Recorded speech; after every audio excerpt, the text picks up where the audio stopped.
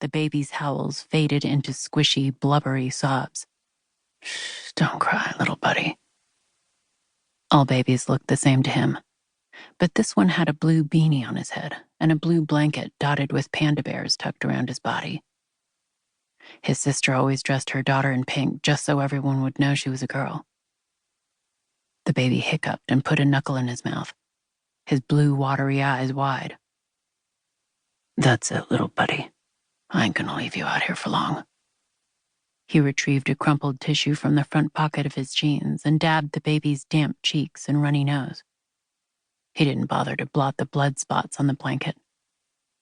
Then he shoved his hand into his cheap jacket and withdrew a plastic bag, whispery smooth between his fingers. He wiped off his fingerprints with the edge of his shirt and, still pinching the bag with fingers poked into his shirt, leaned over the dead girl and tucked the bag of dance fever in her purse. The bullet hadn't touched the strap. It remained crossed over her body, soaked with the blood still oozing from her chest. "Just a few more minutes, little buddy." He dipped into his pocket once more and pulled out the burner phone they'd given him.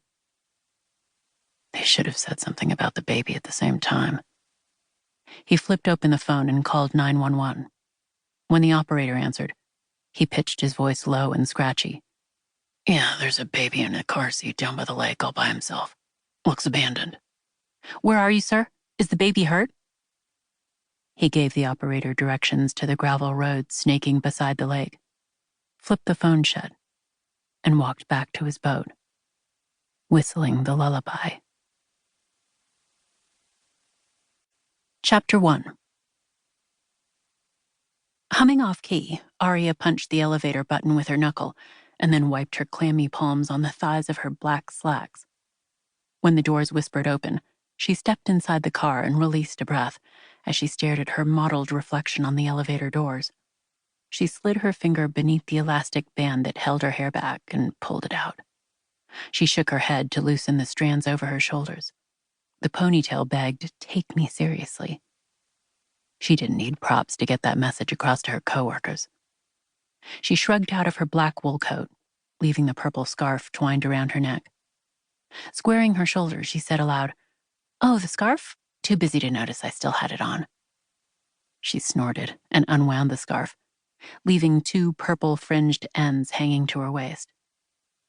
The elevator dinged, and she stood at attention until the doors opened on the 7th floor. Hiking her laptop case on her shoulder, she strode down the hallway to the conference room, the heels of her black boots clicking on the floor in a steady, confident beat. The door to the conference room yawned open on a large space with a gleaming oval table in the center and two large video screens on either side of the room. A smaller desk hunched in the corner, overflowing with a laptop, an abundance of cords, and a variety of AV equipment. The only other person in the room, a curvaceous, bottled blonde with a colorful clip in her hair, hovered over the computer. With a flash of red lipstick, she gave Aria a quick smile and a wink and returned to her work.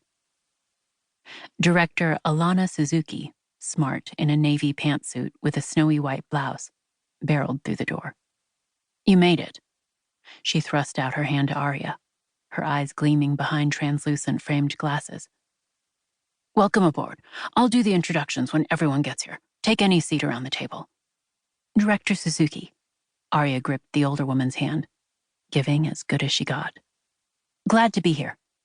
"Alana, please." She ran a hand through her short black hair, unapologetically peppered with gray. "We're an informal bunch here." The woman tapping away at the computer called out, You may want to revise the invitation to take any seat. There's no assigned seating, but everyone always claims the same spot. Habit or security?" Alana waved her hand at the other woman. "Don't pay any attention to Opaline. She's our tech guru, and her mind works in mysterious ways. Opaline, this is our new team member, Aria Calletti. Aria, Opaline Lopez." Opaline raised her hand and wiggled her fingers, her long nails matching the red of her lips. Aria cleared her throat. "Nice to meet you." With Opaline's words about the seating hanging in the air, Aria folded her arms across her bag and wedged a shoulder against the wall. She didn't want to ruffle anyone's feathers on her first day.